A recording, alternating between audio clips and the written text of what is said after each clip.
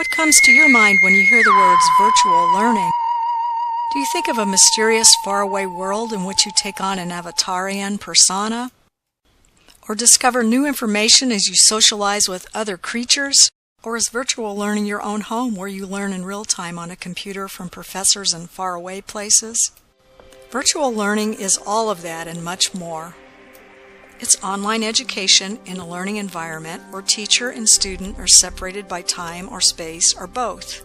Content is shared through course management applications, the internet, multimedia resources, and video conferencing. Students receive the content and collaborate through the same technologies they use every day for finding information and communicating. You could say virtual learning is a classroom without walls. There are two main types of virtual learning. Virtual immersive learning, where students take on a persona in their own time in immersive sessions. And virtually delivered learning, where students collaborate in real time by sharing their computers. Virtual immersive learning. Studies done about virtual immersive learning by notables such as John Seely Brown state that the visual component of virtual worlds has redefined the landscape of online learning away from text and toward a more complex visual medium, which provides a sense of place, space, and physiological embodiment. Students, in the form of avatars, have the ability to transform the space of a virtual world into a sense of place that grounds the experience and allows for an opportunity to truly engage in learning through imagination. One of the most unique virtual immersive learning experiences is provided by Second Life. Next, take a look at a clip of Maggie Kingsley, a rookie Second Life student, as she learns about a new book from the London School of Journalism in a Second Life virtual immersive classroom.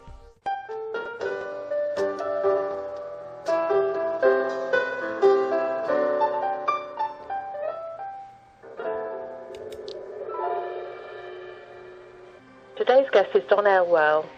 Don started out as a playwright, and today he'll be reading from his drama trilogy, the Coyote Trilogy, and also from his latest novel, The Ganymede Protocol. Hi there. Playwriting your first love as a writer? Playwriting as a writer, yeah. I've been in the theater for most of my life. My father was a vaudevillian, and it kind of runs in the family. Next, let's look at virtually delivered learning. Studies about virtually delivered education done by Dr. Curtis Bonk, author of the book The World is Open, indicate that a novel instructional condition is created when virtually delivered learning is done synchronously and is combined with an effective instructional approach. Real-time virtual interaction supports key instructional goals, encourages learners to maintain an active role in discussions, and fosters the development of meaningful collaborations.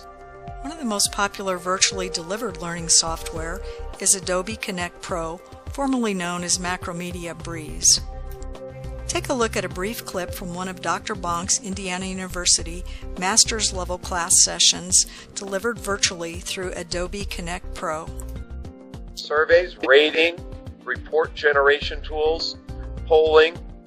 So I'm asking you now in a little poll here, what is the key purpose of online collaboration? Communication, document creation, decision making, file or resource sharing, or mentoring? What do you think? Ha ha ha, take the easy way out, Lisa.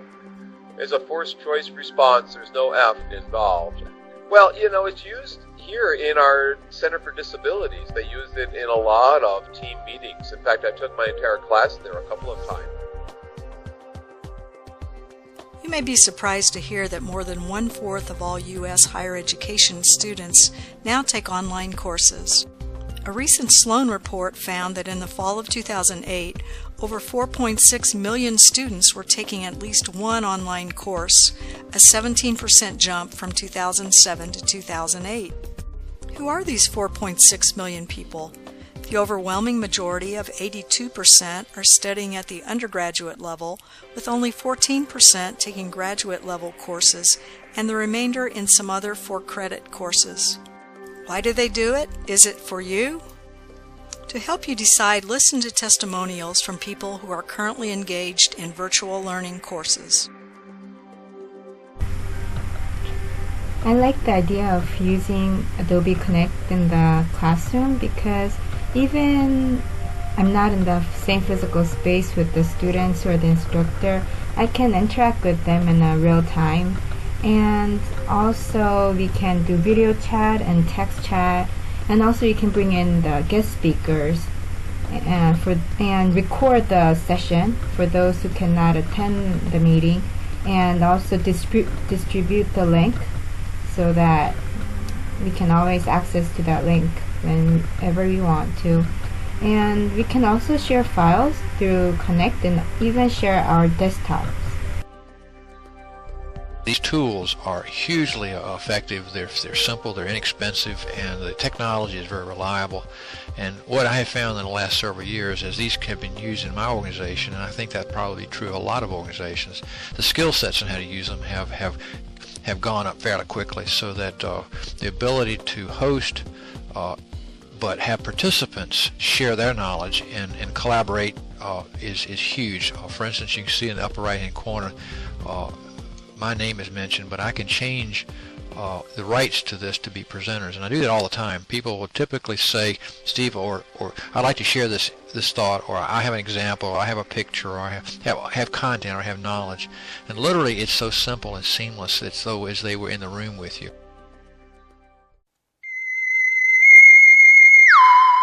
What comes to your mind now when you hear virtual learning? Hopefully some of the mystery has been cleared up, and you may even be thinking about enrolling in online virtual courses yourself.